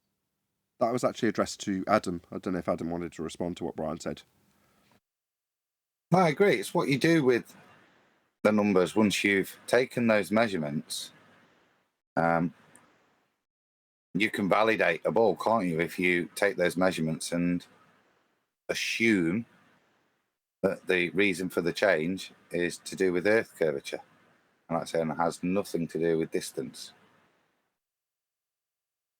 But to do that, you're going to put the measurement at the centre of a presupposed spherical Earth to get the angles, which are actually in relation to a celestial sphere. So it's back to, oh, well, I'm drawing out a tangent with an artificial horizon. Yeah, but once you do that, the actual angle measurements go to the centre of your sphere. And where are you holding the angle measuring device? On the ground. So of your sphere model, which bit represents where the angle's being measured from? Well, the flat plane in the middle of the sphere you've just drawn out, because that's the only place you can get that angle from. So that means the centre of your sphere is representative of the ground you take the measurement from. So the ground's flat because that's the only way your sphere can get the measurement as well, from the centre. No one's actually at the centre of a sphere Earth, it's a rock. So where are we? Well, we're on the ground. So therefore that represents the ground, flat. I just want to state that I knew that Adam knew that, and I wasn't lecturing him. I was hoping Adam would join in with me, and he didn't. He stayed on mute all the time and left me hanging. It was a lovely summary. I was thinking, well, there isn't really a point to answer. Brian's kind of summary. I was hoping some improv or something, and not. There wasn't a point of contention, really. It's what you do with the numbers once you've taken them off your fat plane. Can help you define your worldview, doesn't it? Yeah. Exactly. Once you've taken them off a flat plane. Who'd have ever thought we'd be saying things like that? Hold on. Your worldview would be a flat plane either way then. Yeah. And then you would move on to a religious view after that. Yeah. You transpose your fundy belief that the measurement you've taken from the centre of a sphere actually correlates to the outside edge of the sphere you've projected up onto an artificially curved surface that couldn't give you the measurement of these angles. But you took the angle measurements, and you took them from a plane, and when depicted on a sphere, it's at the centre of the sphere on a flat plane. Now, that's where you're taking the measurements from. So it's representative of a flat Earth, and you can only take your Fundy sphere belief one step further after you've measured a flat plane. I think it makes more sense if you say you cut the Earth in half and you have two halves. Back in the day, there used to be an orange. There was an illustration. Somebody used an orange. It's like, but you're on a flat plane there too. Well, what they did is what I said. Go on, Nathan, that's after. No, I was just agreeing with Neil. Go ahead. Okay, thanks. No, what they did is what I said earlier. This was step one. What's step one of the nonsense? To look at the stars, say that the sky is an arc and that perspective doesn't exist. That was the start. The whole premise of the start was ignoring reality, which is perspective, and stating a shape to the sky, a place they can't go to and don't know. So they stated that the sky had a circular shape, and that perspective doesn't exist when we're talking about the sky. That's what they did. That was the start of it. Perspective denial is key in their worldview. There is no such thing as perspective when you're looking at the stars. But no, That's correct. They apply perspective to sun rays, remember? Right. Yeah, only in Muppet Vision, though. Objects. The numbers are only right if it's made up of arbitrary lines from the dirt out. That's why I said it's wrong. The amount they tell you for on the surface, the 1 degree is wrong, because they're actually going by how he just said, degree of drop. Yep. Like from an imaginary fucking star. So, I mean, not the Nathan, star I being got- imaginary, but the distance or where it's actually at. 7 more slides in Master B, please. Oh, wow. Okay. Go ahead. Okay, you got the one with the sun, noon, sun is zenith, directly overhead, right angle. Okay, so here we go. Early morning, the sun is rising in the horizon, 0 angle. Mid-morning, the sun is getting higher, an acute angle. Noon, the sun is at zenith, directly overhead, right angle. Afternoon, the sun is setting lower, an obtuse angle. Evening, the sun is ready to set a very obtuse angle, almost a straight angle. Is this not what happens every day? Yeah, and as depicted in this, you need a flat baseline to assert any of these angles. And the maximum altitude is 90. Don't mention Can't say 90. Moving on. Yes. Now, altitude correction. What's that horizontal reference line doing way out there by Jupiter? That's representative of the actual Earth you're standing on, even though it doesn't have anything to do with the sphere depiction beneath with this crazy blue, what do you call it? Stencil effect. Yeah, that's nothing to do with the actual globe beneath, and everything to do with the flat horizontal reference, because that's your reference. That's the ground. Yeah. Now, whether you get that horizontal at your eye line or after dip correction at sea level, it works the same way, does it not? Well, for this measurement to work, you've got the actual position of the star at 90 degrees to the reference. In other words, again, can't work on this sphere beneath. Has to work on a flat plane. Next slide. So same thing here. They got that flat baseline going way out there. So this Earth that shows a partial arc of the Earth, that's irrelevant at this point. Yep, totally redundant. This angle measurement requires a couple of things, though. Requires you have a 90 to the flat baseline. Indeed. And once you get the elevation angle, then the complementary angle, the co-altitude, give you the zenith distance of the sun's GP to the zenith of the observer. And that is your straight radius. And I'll show you that in the next slide. This can't be from their books. Are you serious? Yes, I'm this serious. is from their books, Neil. So here we got the GP of a star, Alphard and Regal. And obviously the fix is at the top of the picture. And that's where the navigator holding the sextant is. These are two circles of equal altitudes. The GP of the star and the GP of the observer, those dotted lines is a radius line. That's a straight line. There's no curved radius line. And there's your zenith distance. And this comes by the co-altitude. Once you have the elevation angle with the sextant, then you subtract from 90. So it's always a right angle. No matter what they say, it's always a right angle. Next slide.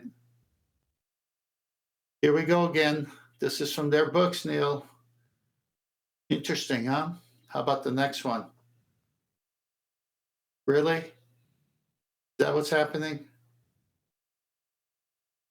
It's comical, is it not? Very much so, yes. Last slide. How do you like the navigator and his assistant from the center of the Earth? Oh, I'm sorry, that's from the surface. Brilliant. All right, epic. With that, I am going to say a huge, massive, enormous thank you to both Discord and G Plus panels for making today's after show possible. And of course, a massive thank you to all of you in either Nathan Oakley 1980 or Nathan Oakley Premiering streams. Hopefully smashing the super chat, liking, commenting, sharing, subscribing, hitting the PayPal link, joining as a Nathan Oakley 1980 channel member, and all that good stuff. Also, below this video, you can get £50 for swapping your UK electricity supplier to Octopus Energy, and this is of particular note if you drive an electric vehicle. I've been Nathan Oakley, and I will see you all in the next video.